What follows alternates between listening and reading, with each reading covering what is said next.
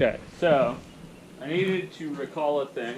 So we're going to say we've got a matrix A that's 2, 1, 3, 4. And you guys found me eigenpairs, right? Yeah. Okay, so has eigenpairs. And what are your eigenpairs? 1. Okay. 1 with the vector, 1, -1. And then 5 with the vector 1, 3. My bad, bro. Sorry. Okay. So what does this mean? When you do that matrix, that vector, it scales. Okay, like you do it to the 1, -1 vector, it scales that vector by 1. So it keeps it the same. Doesn't change anything else about it. Okay. So my first eigenpair, I could rewrite a kind of statement, right? And same for the other one with 5. And for my other one, I could write this statement. So if we do 2, 1, 3, 4 to the vector 1, 3, we get 5 times the vector 1, 3. Okay. Yes? Everybody agrees? Okay. Now, let's do the most bizarre thing I could, which is I'm going to take these two equations and I'm going to try to fit them into a system of equations, right? Oh no. Basically, that's what I've been doing this whole class, right? I have like a few equations and I condense them into one matrix equation. So here I have two matrix equations and I'm going to condense these into a single matrix equation. You guys with me? How are you going to do that? Good. So I'm going to employ the column multiplication picture, right? Which says that if I take a matrix 2, 1, 3, 4 and do it to another matrix, right? That the way I do that is I do this matrix to that first column, and then I do this matrix to that second column. That gives me the two columns of the results, right? How do we do it to the... So, which vectors do I know how to do this matrix to? Those ones. You guys with me? Yeah.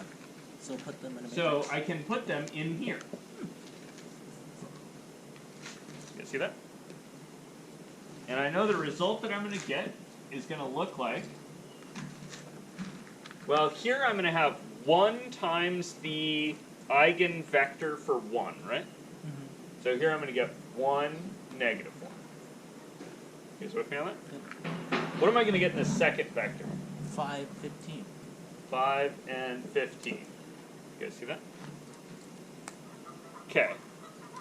Now, I'm going to back out of thinking this way for just a second.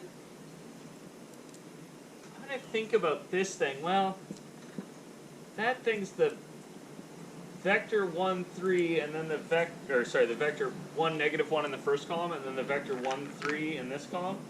And that's multiplied by... 1, 5? Yeah, kind of 1, 5, right? You guys see that? I want to do this. That's total garbage, though, right? What do we put it as? Like, that's the wrong category. 1, 1, 5, 5. Close. 1, 0, 0, 1, which is just the identity. I, in a way. You guys see that? Yes. I've got kind of the identity matrix where I replace the entries in the diagonal with the eigenvalues. You guys see that? Oh, this is the... Okay, yep. And then, those two matrices are the same matrix? You guys see that?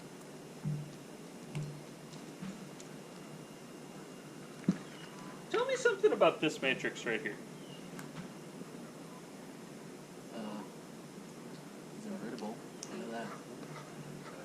That's invertible. Oh, Why is that invertible? that one. Yep. Its determinant's not 0. Ricky claims I made it that way. Linearly independent. Good. Yep. I made it that way because I got linearly independent eigenvectors. You guys see that? So, I have this weird new trick, right? Is this the... I have, if I do A times a matrix X that's made out of the eigenvectors, that's the same thing as multiplying that matrix X by a matrix that I might call capital lambda. Okay. You guys see that? So, this little statement is, you take your matrix A, you multiply by a matrix made of eigenvectors. This is that same matrix of eigenvectors on the other side, and this lambda matrix is a diagonal matrix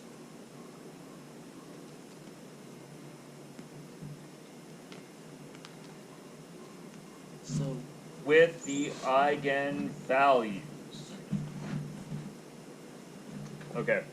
Now, was this unique? does, Go ahead. Ask. does this mean that A is X, lambda, X inverse? Or the That's other a day... really good question. You guys see that? Or the other day, as you put it, A, T, D, T inverse. You guys see that? So, why are the differential equation students like, hey, that's kind of convenient? Because the You E see to that? the A, T.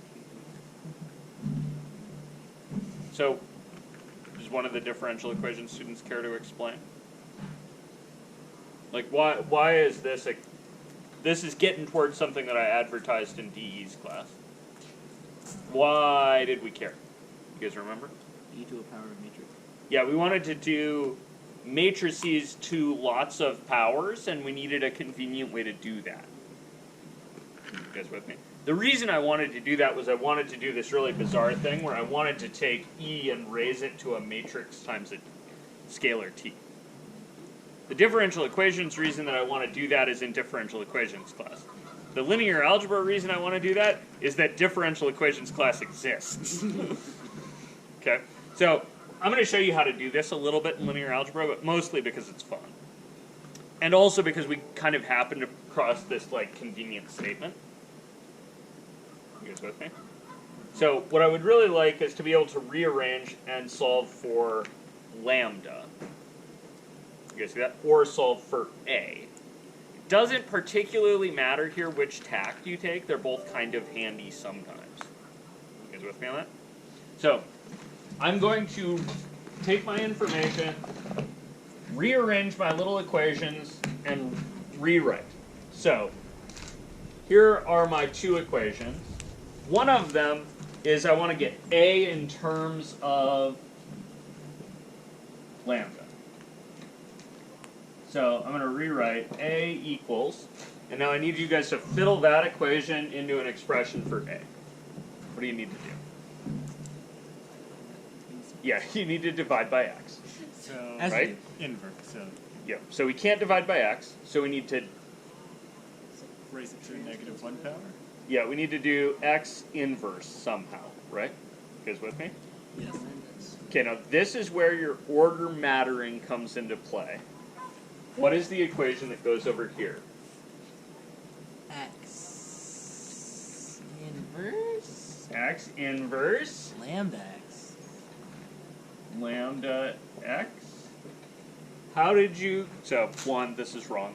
Oh, How did you get to this from there? What did you do? I put the X inverse in front. You put the x inverse on the other side, which meant that you should have had x Yeah. inverse times x lambda, right? Yeah. This is also wrong Because the x inverse and the x are gonna cancel. they're gonna cancel, right? They'll reduce to the identity matrix, and so you would be making the claim that A is lambda. This matrix is clearly not diagonal, and so we have an obvious problem, right? So Okay, it's so that ain't gonna work. X lambda X inverse.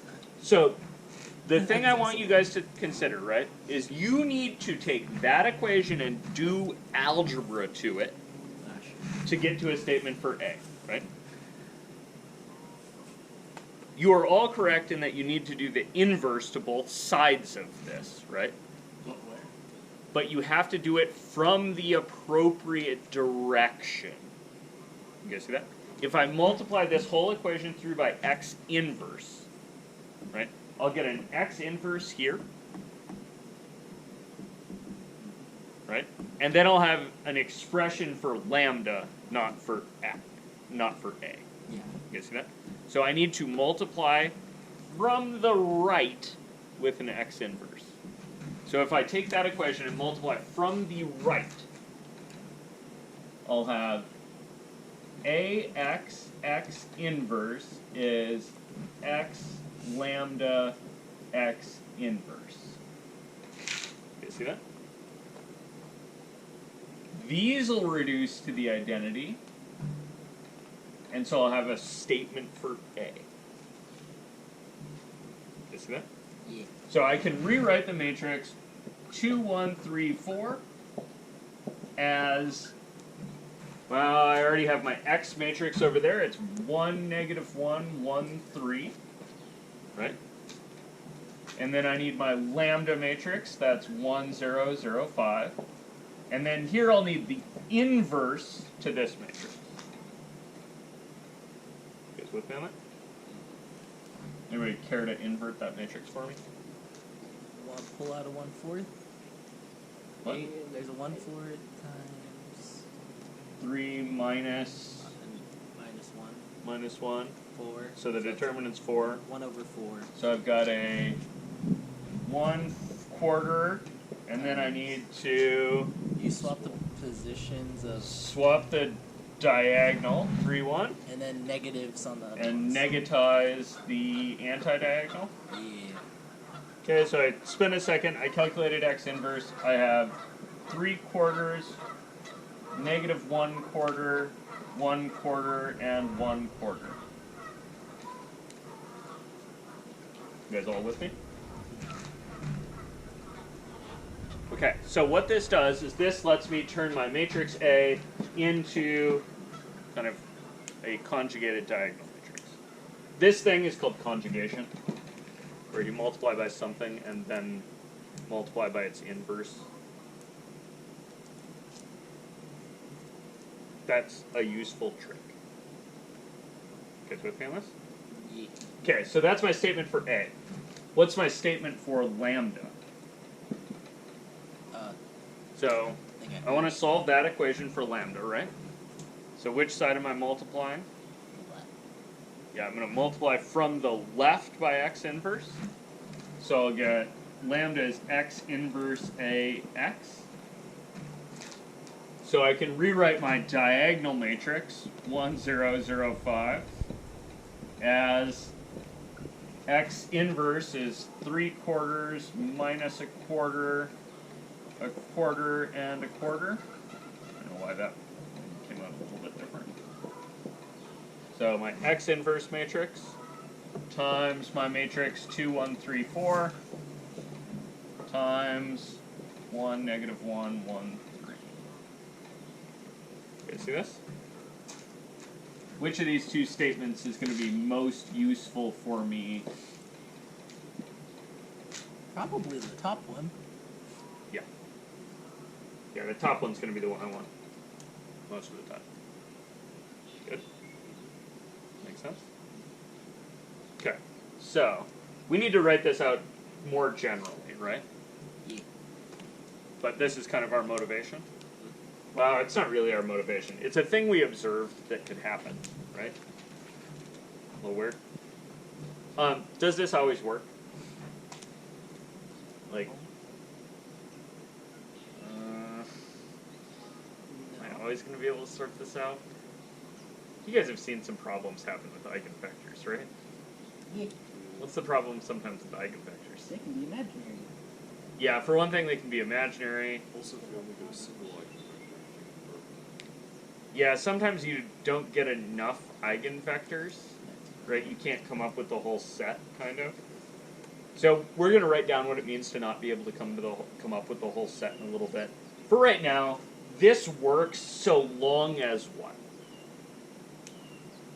The eigenvectors are linearly connected. Yeah, so long as I can produce linearly independent eigenvectors. Do you, Go ahead. did you mean linearly independent? Oh, you're talking about the vectors, not the matrix. Yes.